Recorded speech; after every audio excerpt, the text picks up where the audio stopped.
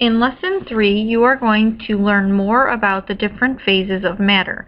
You know, or should know, that there is 3 different phases: solid, liquid, and gas. A material is a solid, liquid, or gas because of the arrangement and motions of its atoms or molecules. Water has 3 forms. Water is a solid when it's frozen as ice. Water is a liquid in the oceans. In the air, water is a gas. These 3 forms are called phases or states of matter. The state of a material at room temperature is a physical property. The phase of water or any material is due to the motions and arrangements of its particles, its molecules or atoms. The particles are always moving. Solids have a definite shape and volume. The particles of a solid vibrate in place. In most solids, the particles are very close together. Examples of solids are ice, a table, a chair, or anything that is solid. As a solid warms up, it melts. Forces hold the particles fairly close to one another, but they can move about. Therefore, liquids do not have their own shape.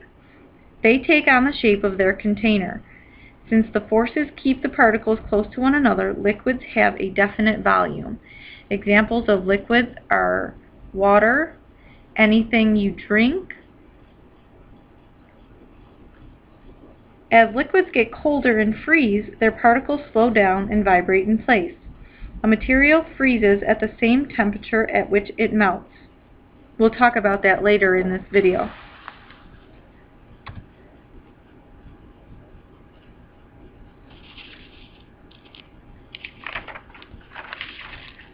Compared to solids and liquids, particles of a gas are very far apart. Gas particles generally do not affect one another unless they collide as they move.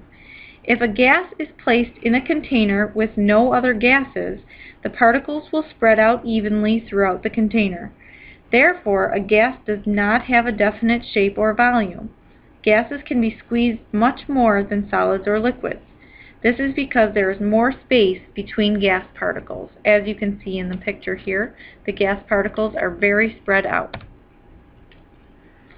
So, in this diagram, gas particles have no shape and no volume, and their particles are spread far apart.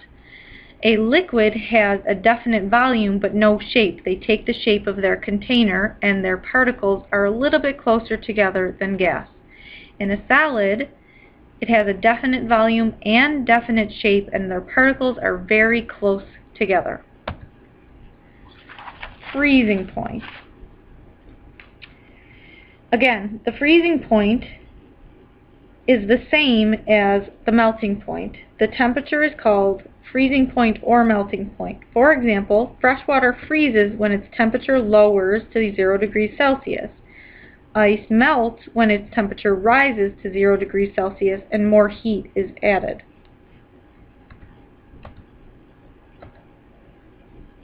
The freezing point is different for different materials. It is a physical property that can be used to help tell what a material is. The freezing point of a material does not change no matter how much material you have. The freezing point of a liquid may change when things are added to that liquid. For example, the freezing point of salt water is lower than the freezing point of fresh water. Molecules of most liquids stay about the same distance apart when they freeze. Water is different. When water freezes, the molecules form a crystal pattern that has empty spaces. Water expands, it gets larger when these spaces form or when the water freezes. Here is a diagram of water expands when it freezes. You can see that water filled in a crack of the road, and it freezes and becomes ice, and it breaks the road or the rock that makes up the road. That's why we get potholes in the wintertime.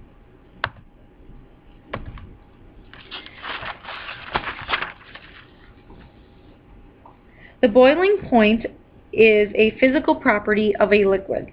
The boiling point will be the same for a liquid no matter how much is being heated.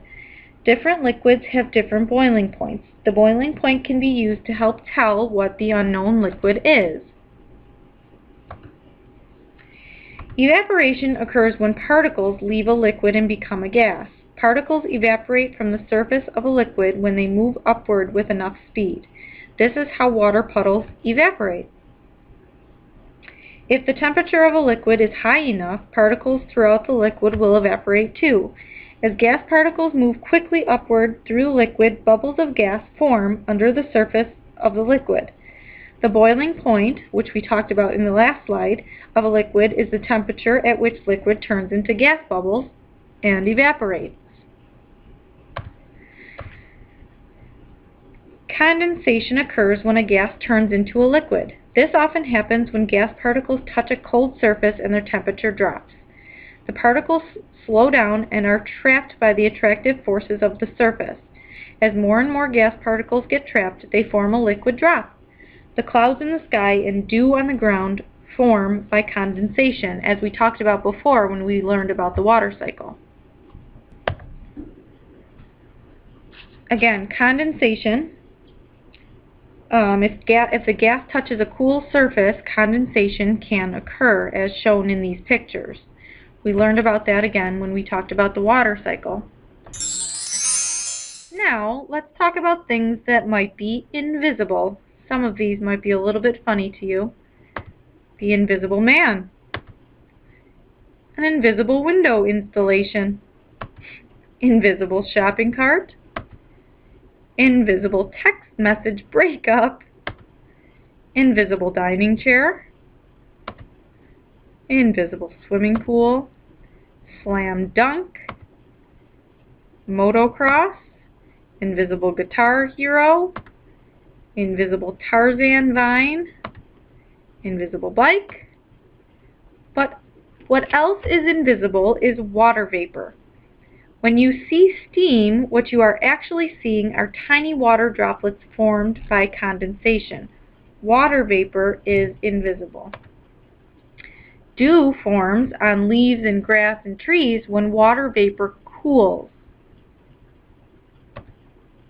Another example of dew. And steam. Again, when you see steam, what you are actually seeing are tiny water droplets formed by condensation. So steam is actually in the liquid state of water.